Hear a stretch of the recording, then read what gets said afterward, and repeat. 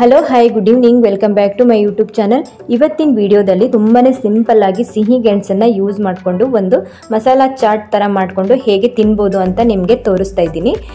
ಸಿಹಿ ಗೆಣಸು ಅಂದರೆ ಸ್ವೀಟ್ ಪೊಟ್ಯಾಟೊ ಅಂತಾರಲ್ಲ, ಇದು ಆರೋಗ್ಯಕ್ಕಂತೂ ತುಂಬಾ ಒಳ್ಳೆಯದು.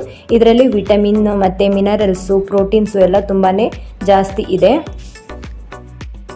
ಸಿಹಿ ಗೆಣಸನ್ನು ಚೆನ್ನಾಗಿ ವಾಶ್ ಮಾಡಿಕೊಂಡು ಕುಕ್ಕರ್ನಲ್ಲಿ 1 ಸ್ಪೂನ್ ಆಗೋಷ್ಟು ಉಪ್ಪನ್ನ ಸೇರಿಸ್ಕೊಂಡು 2 ವಿಷಲ್ನ ನಾನು ಹೊಡೆಸ್ಕೊಂಡಿದ್ದೀನಿ. ಇವಾಗ ಕುಕ್ಕರ್ನ ಓಪನ್ ಮಾಡ್ತಾ ಇದ್ದೀನಿ. ನಾನು 2 ವಿಷಲ್ನ ಹೊಡೆಸ್ಕೊಂಡಿದ್ದೆ, ಹಾಗಾಗಿ ಸ್ವಲ್ಪ ಮೆತ್ತಗಾಗಿತ್ತು. ಮೆತ್ತಗೆ ಬೇಕು ಅಂತ ಹೇಳೋರು ಈ ಥರ 2 ವಿಷಲ್ನ ಹೊಡೆಸ್ಕೊಳ್ಬೋದು. ಸ್ವಲ್ಪ ಗಟ್ಟಿ ಬೇಕು ಅಂತ ಹೇಳಿದ್ರೆ 1 ವಿಷಲ್ ಹೊಡೆಸ್ಕೊಂಡ್ರೆ ಸಾಕಾಗುತ್ತೆ.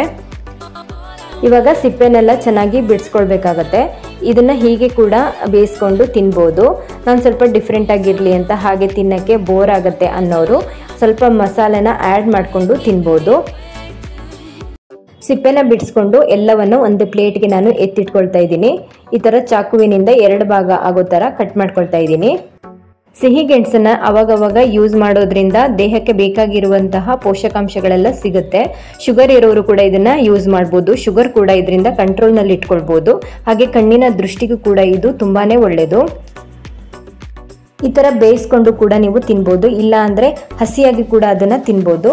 ನಿಮಗೆ ಹೇಗೆ ಇಷ್ಟ ಆಗುತ್ತೆ ಆ ಥರ ನೀವು ಯೂಸ್ ಮಾಡ್ಕೊಳ್ಬೋದು. ಕಟ್ ಮಾಡಿಕೊಂಡು ನಾನಿಲ್ಲಿ ಸ್ವಲ್ಪ ಚಿಲ್ಲಿ ಪೌಡರ್ನ ಹಾಕ್ಕೊಳ್ತಾ ಇದ್ದೀನಿ. ಹಾಗೆ ಸ್ವಲ್ಪ ಉಪ್ಪನ್ನು ಕೂಡ ಹಾಕ್ಕೊಳ್ತೀನಿ.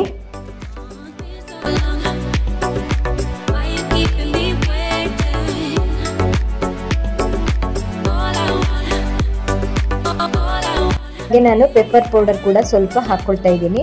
ಅದ್ರ 1 ಹಾಕ್ಕೊಂಡ್ರು ಸಾಕಾಗುತ್ತೆ.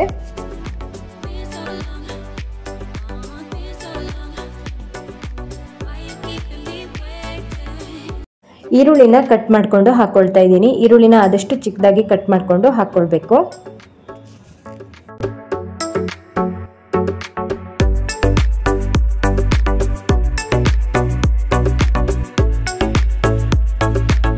ಈರುಳ್ಳಿ ಜೊತೆಗೆ ನಾನು ಫ್ರೆಶ್ ಆಗಿರುವಂತಹ ಕೊತ್ತಂಬರಿ ಸೊಪ್ಪನ್ನು ಕೂಡ ಕಟ್ ಮಾಡಿಕೊಂಡು ಮೇಲ್ಗಡೆಗೆ ಹಾಕ್ಕೊಳ್ತಾ ಇದ್ದೀನಿ.